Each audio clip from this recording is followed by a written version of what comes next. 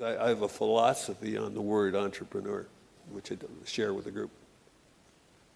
I learned this, and if you wonder what entrepreneur is, when I was told this, and I've never forgotten it because it's really important, is an entrepreneur is a cross between an astronomer and a microbiologist. And what that means is an astronomer is looking at the stars. He's got the big picture. He's out there looking at the vision. The microbiologist is looking through the microscope, and he's looking at the detail.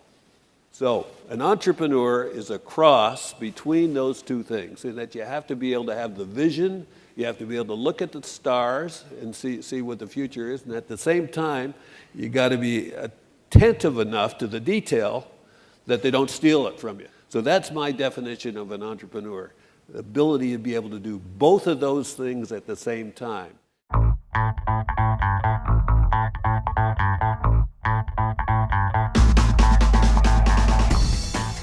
The first thing to understand about the psychology of priming is that priming is a step-by-step process. So if we're going to do this right, we need to break down every little thought, every little feeling, every little decision, every little action that the customer takes from the time that they come to you through to the time that they leave, and then the time they come back again.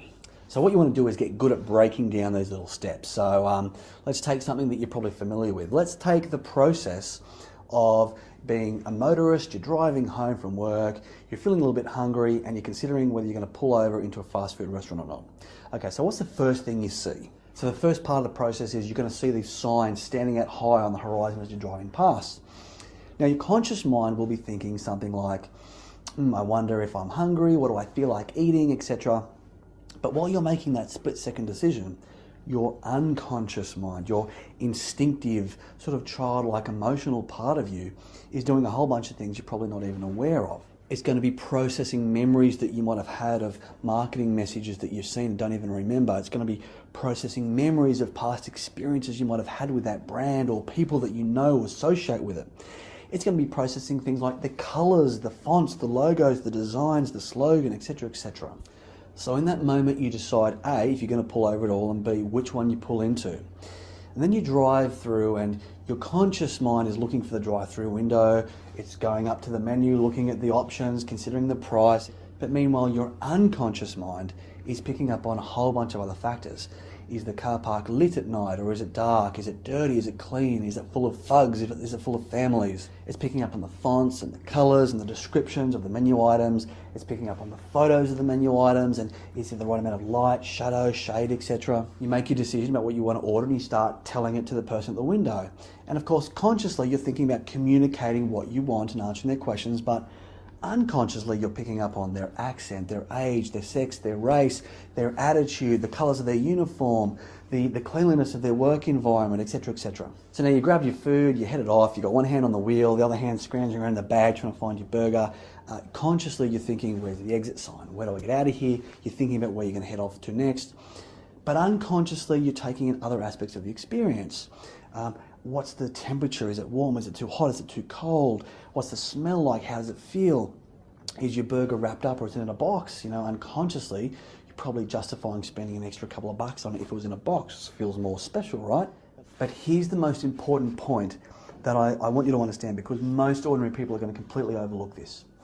And that is that by the time you take that first bite in that burger, the way you interpret that taste, how good it tastes, how much it was worth paying for, of course, to some extent will be determined by the actual recipes, but as we learnt with the Coke Pepsi psychology, a big part of how we interpret that will be determined by all the other exposures we've had along that path, along that journey that have led up to that moment. And do you ever notice that sometimes as you're waiting in the queue, as you're getting closer to accepting your meal, your appetite is sometimes starting to increase?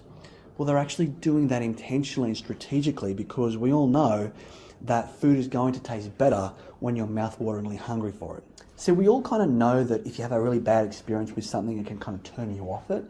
And likewise, if the right contextual environment is there, you can actually acquire a taste for something too. I mean, we all kind of know that intuitively, but marketing experts really focus on breaking down the process of how to make that happen.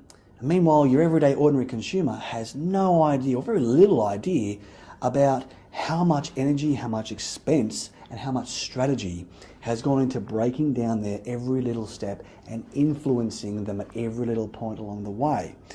Most consumers are completely blissfully ignorant of this stuff. They think they're making their own decisions, completely unaware of just how much that priming process has contributed to the decisions that they make. So now as they're driving off, eating their burger, it tastes great, consciously thinking about all this other stuff, their unconscious mind has linked the memory of that experience to that brand. So that next time when they're driving down the highway, they pass those signs, they've got to make that split-second decision about are they going to pull over, and if so, which one are they going to pull into, their unconscious mind has already been primed largely to make that decision for them. And of course, these big, powerful, global corporate brands achieve the success that they do in business because they throw big bucks at these psychology and marketing experts who understand how this process works and helps them achieve just that. So perhaps you might become familiar with the famous saying, success leaves clues. So in other words, if you're currently a small business and what you really want to do is grow and expand to become like a big business, then it's important to start thinking like a big business. And step one in doing that is to understand how to break down and trace every little step that the customer takes in their journey from the moment that they're first exposed to you through to the moment that they finish with you, so that we can understand how to change and influence that so that they come back and do it all over again. What are the micro steps that your customers take from the moment they're first exposed to you through to the moment they do business with you? What are they consciously searching for throughout this process? Break down each step to figure out exactly what direction you'd like your customers to take on your website and how you can influence them at each point they are exposed to your online presence. Do you know what first impression your customers have of your online presence? The answer may surprise you, so stay tuned to find out in Lesson 2. In the next few lessons, Stuart will reveal to you the most crucial points of influence through your customer's journey, especially the ones most commonly overlooked.